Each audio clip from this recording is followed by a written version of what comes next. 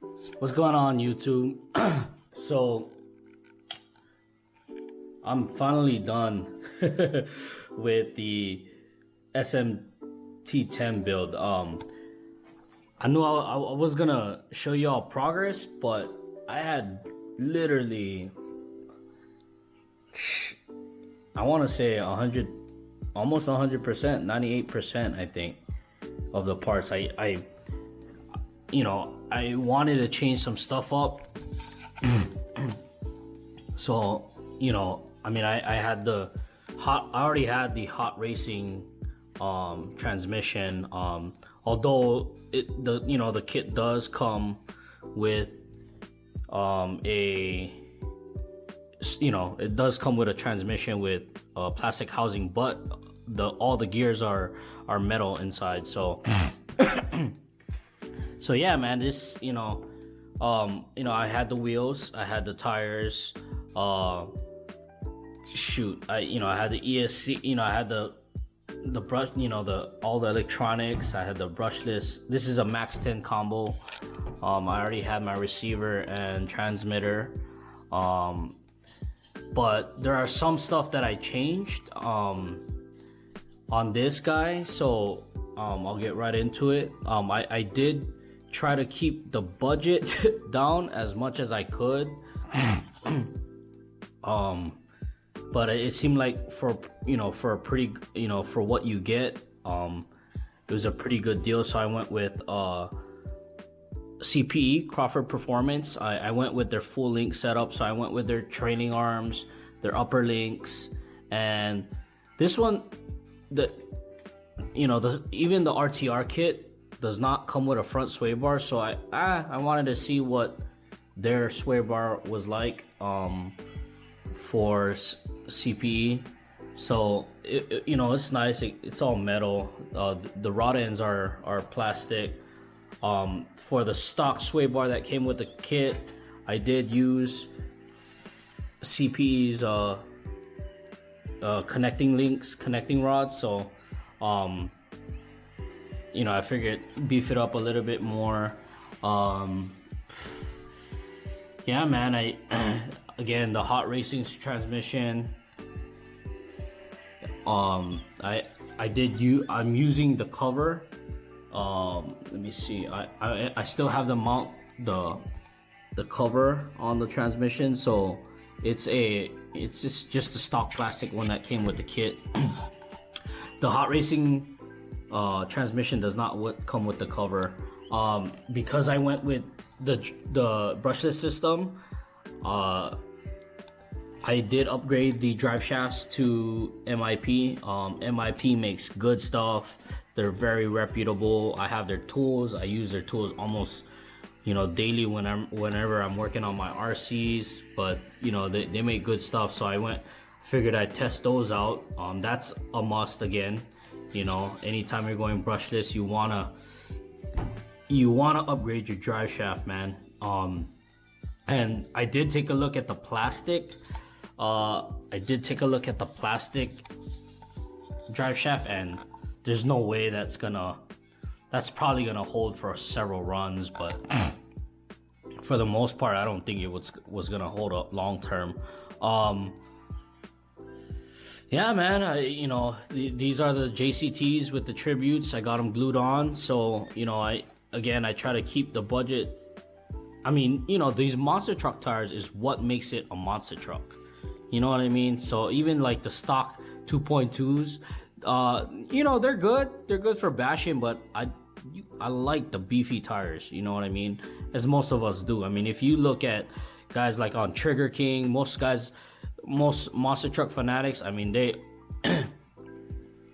10 times out of 10, they always, the tires are an upgrade. I did buy a body.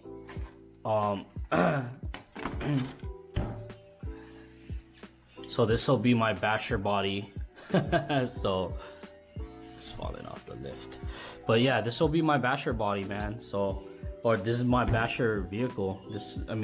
I even went with the cheap Amazon servo too, man. So I try my best to keep all costs down. At least what I could or what I felt was necessary.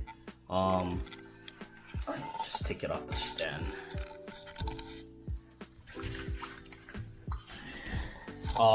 I did upgrade the front and rear axles have what most people call beef tubes, so I have those installed in here. The rear axles, I actually didn't use the stock ones. I used some beefier ones, so those are upgraded as well. I figured while I was building this monster truck, might as well go ahead and install the parts while I can. So I know Tony from CCX RC mentioned that right where right here where these where you connect your, I forgot what they're called, but where you connect your trailing arms and your sway bars, that's the point where it usually breaks. At least in the front it does. Turn it around. Sorry, I'm doing this one-handed again, guys. Yeah, so like right here, it'll end up breaking. So he said that's where it always breaks. Again, you know, I try to learn from other people's experiences and try to prevent them myself. Not to say that it's never gonna happen to me, you know what I mean, but I like the extra insurance, you know. But again, that's just me. I like how this turned out. This turned out really good. I like the black chassis. I don't know, you know, I think I'm contemplating whether I want to buy the RTR kit, the green chassis, just because it comes with everything.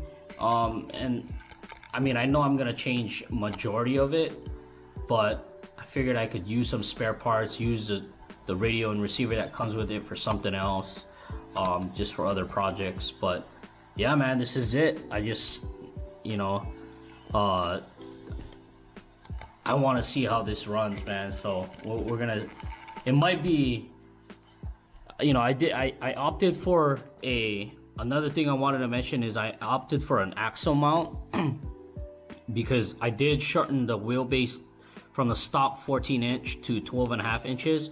I did that just because that way it'll accommodate more bodies for the vehicle. Like Proline makes a lot of 12.5 inch wheelbase bodies, so I know J Concepts do. So not to say that the 14 inch wheelbase, you know, wouldn't work, you know what I mean. I figured, you know, if I'm gonna build a truck, you know, why not build it how I want it first? And you know, if things don't work out, I can always change it in the end, you know what I mean. But yeah, man, this is great. I love the kit. The kit is actually underestimated well, I mean, just, you know, first glance, I kind of underestimated the plastic material that the whole kit is made out of.